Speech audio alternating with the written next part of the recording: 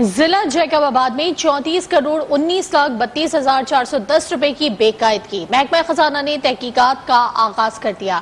Treasury office Jacob آباد کے 2 ملازمین بھی معطل کر دیے گئے ہیں۔ کیا دیگر تفصیلات ہیں، جاننے دیں نمائندہ خصوصی آصف محمود سے۔ آصف، آگاہ کیجیے گا کہ یہ کس طرح سے پتہ چلا کہ بےقاعدگی اتنے سارے روپوں کی ہوئی ہے؟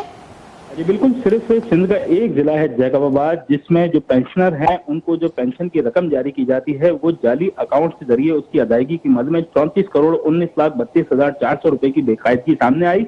محکمہ خزانہ کی قائم کردہ انویسٹیگیشن ٹیم نے سب اکاؤنٹنٹ سید ذوالقرنین حیدر کو 396 جعلی پینشن کی آئی ڈیز کے ذریعے 29 کروڑ 9 لاکھ 53,928 روپے، جبکہ پروگرام کمپیوٹر پروگرامر ہیں چانگ رام، انہوں نے 5 کروڑ 9 لاکھ 78,442 روپے کی بےقاعدگیاں کی ہیں۔ یہ تحقیقاتی رپورٹ میں سامنے آیا، جس پر دونوں ملازمین کو شو کا نوٹس جاری کرتے ہوئے 7 دن میں وضاحت طلب کی ہے، جبکہ وضاحت نہ دینے کی صورت میں انہیں ملازمتوں سے برخاست کر دیا جائے گا۔